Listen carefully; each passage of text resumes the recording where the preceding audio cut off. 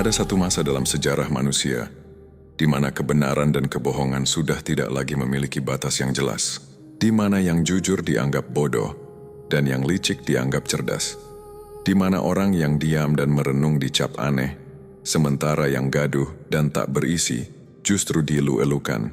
Jika kau merasa dunia ini semakin sulit dipahami, jika kau merasa semakin lama semakin sendirian di tengah keramaian, maka kau perlu mendengarkan ini sampai selesai, karena apa yang akan kusampaikan bukan sekadar renungan biasa.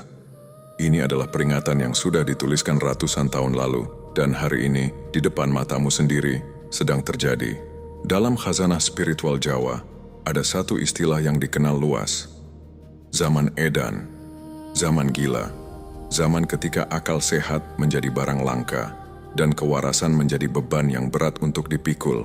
Istilah ini pertama kali dituliskan oleh seorang pujangga besar bernama Ranggawarsita dalam karyanya yang dikenal sebagai Serat Kalatida.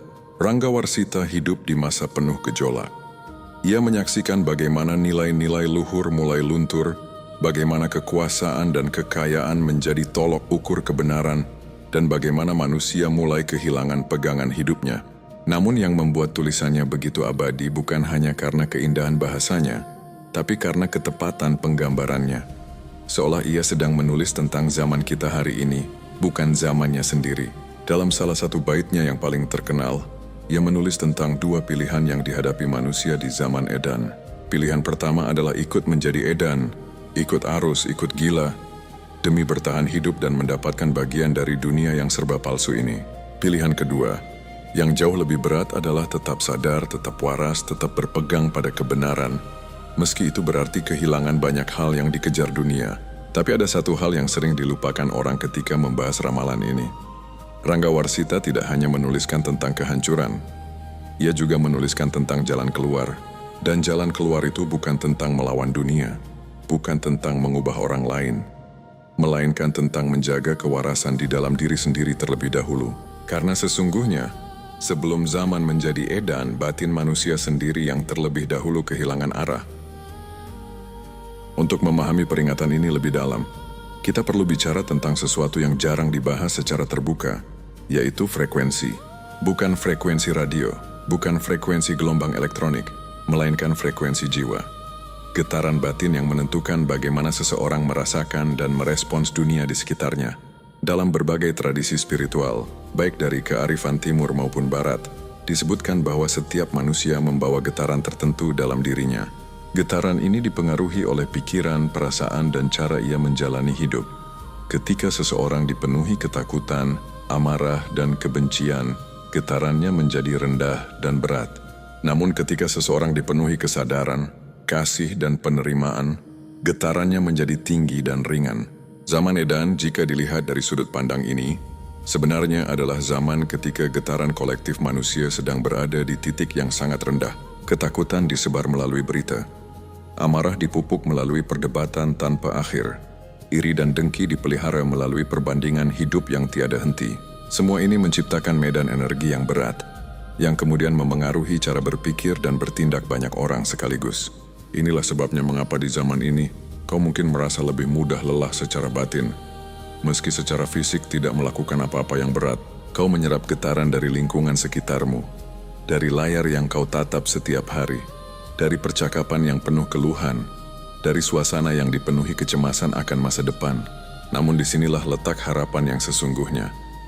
Karena jika getaran rendah bisa menyebar dan memengaruhi banyak orang, maka getaran tinggi pun memiliki kekuatan yang sama, bahkan lebih besar. Satu jiwa yang tenang, yang sadar, yang tidak mudah terseret arus, dapat menjadi penyeimbang bagi lingkungan di sekitarnya.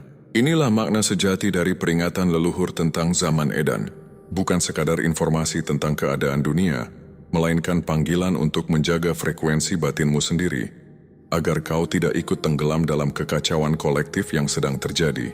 Karena pada akhirnya, dunia luar hanyalah cerminan dari apa yang sedang bergejolak di dalam batin manusia secara bersama-sama.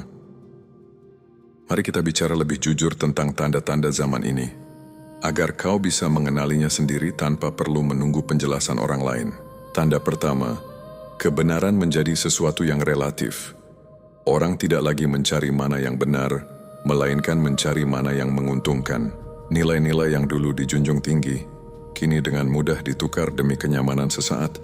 Tanda kedua, manusia semakin terhubung secara teknologi, namun semakin terputus secara batin.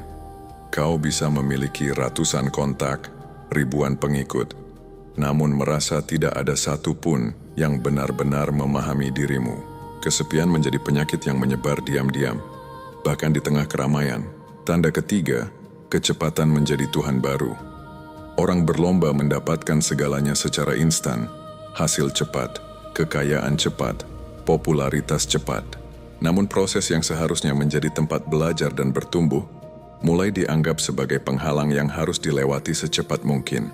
Tanda keempat, kebijaksanaan orang tua mulai dianggap ketinggalan zaman. Padahal dalam banyak ajaran leluhur, usia bukan sekadar angka, melainkan lapisan pengalaman yang membentuk kedalaman pemahaman. Ketika masyarakat mulai mengabaikan suara para tetua, mereka sesungguhnya sedang memutus akar yang menopang mereka sendiri. Tanda kelima, dan ini yang paling halus, adalah hilangnya waktu untuk diam. Manusia zaman ini takut pada keheningan. Setiap jeda diisi dengan suara, setiap waktu senggang diisi dengan layar. Padahal, di dalam keheningan itulah sebenarnya suara batin yang paling jujur bisa terdengar. Jika kau membaca kelima tanda ini dan merasa familiar, jangan buru-buru merasa putus asa. Justru kesadaran akan tanda-tanda inilah yang menjadi langkah pertama untuk tidak ikut terseret olehnya. Ranggawarsita sendiri menulis bahwa seberuntung-beruntungnya orang yang lupa, masih lebih beruntung orang yang tetap ingat dan waspada. Mengenali zaman edan bukan untuk membuatmu takut, melainkan untuk membuatmu terjaga. Sekarang, mari kita masuk ke bagian yang paling penting, yaitu bagaimana cara menjaga diri agar tidak ikut tenggelam dalam arus zaman ini.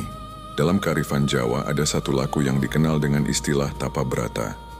Banyak orang salah paham, mengira tapa brata harus dilakukan dengan cara ekstrim, seperti berpuasa berat atau mengasingkan diri ke tempat sunyi selama berhari-hari. Padahal inti dari tapa brata sesungguhnya sederhana, yaitu mengendalikan diri dari hal-hal yang berlebihan dan melatih kesadaran dalam setiap tindakan sehari-hari.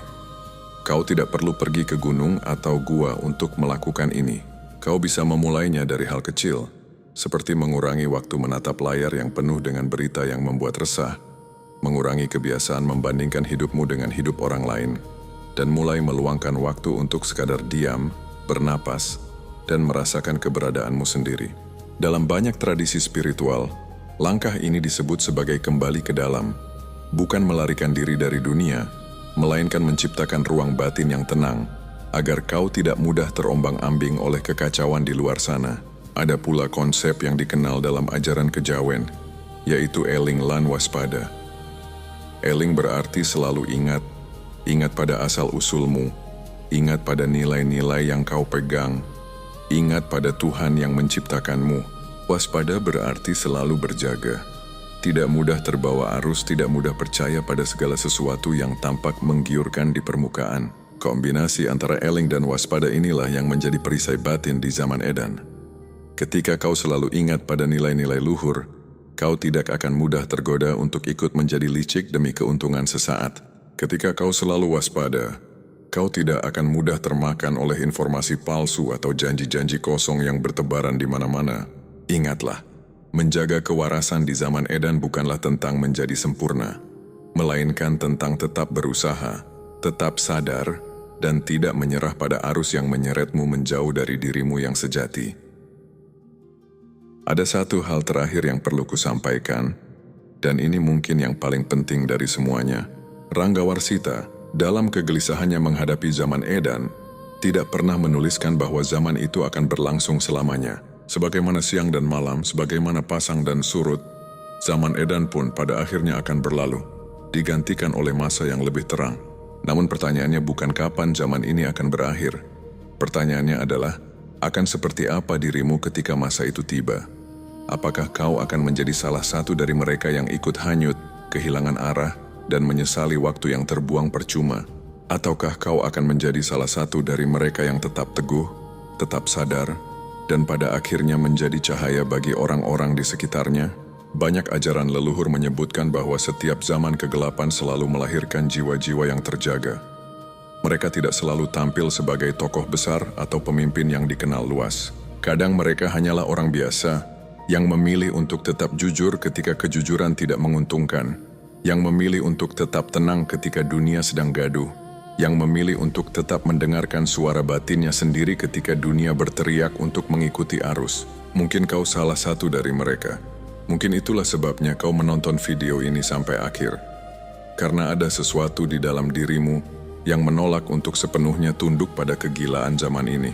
Ada sesuatu yang terus mengingatkanmu bahwa hidup ini seharusnya memiliki makna yang lebih dalam dari sekadar mengikuti arus. Jika benar demikian, maka inilah saatnya untuk mulai menjaga frekuensi batinmu dengan lebih sungguh-sungguh.